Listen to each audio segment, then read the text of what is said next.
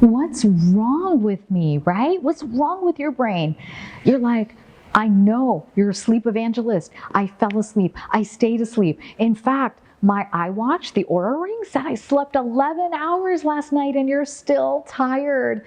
Oh, let's break it down. I'm Dr. Romie, founder of brainSHIFT at Work. I bring my worlds of neurology, integrative medicine, and mindfulness together to help you cure your busy brain. You're watching the Coronasomnia series and Coronasomnia Pattern 3. You fell asleep okay, you stayed asleep, whether you needed the alcohol, the supplements, or none of the above. But here's the thing, you not only slept your required 6 to 8 hours, you might have slept even more, but you wake up absolutely exhausted. Does this sound like you? You slept a full night, but you're still in a brain fog? You take caffeine in the morning and it doesn't give you that energy boost? You try to exercise and that makes you feel even more tired? Or maybe it's as if like your body feels like it's molasses in the middle of a swimming pool.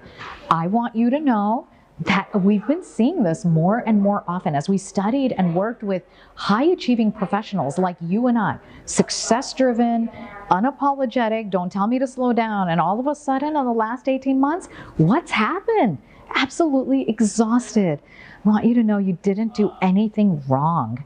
It's just after 18 months of being in a fight or flight response, your HPA axis, your hypothalamic-pituitary-adrenal axis, is kind of run overdrive. Just imagine trying to drive your car on an empty gas tank and still trying to push it that last 30 miles. It ain't gonna happen. That's how your brain and your body and all your hormones feel. So why does this happen and what can we do about it? So your hypothalamic-pituitary-adrenal axis, HPA axis, it gets triggered to make more cortisol, to give you more energy. The problem is the last 18 months, you've not had a break. Your brain needs boundaries. There's been none between work and life and your family. And now you're trying to fill up your reserves in sleep, but you're not feeling rejuvenated. In clinical psychological terms, that can be known as burnout. But in brain science and brain chemistry terms, we know that it's not just your circadian rhythm, but your hormones may be out of balance.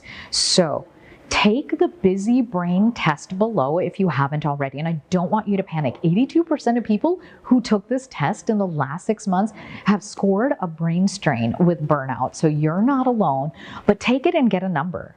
And then let's chat about what you need to do. And this includes going to see your primary care provider or your doctor. So as a board certified physician, I want to break down to you a few of my concerns. Number one, please talk to your primary care doctor about, could this be obstructive sleep apnea and you need a test in a sleep lab.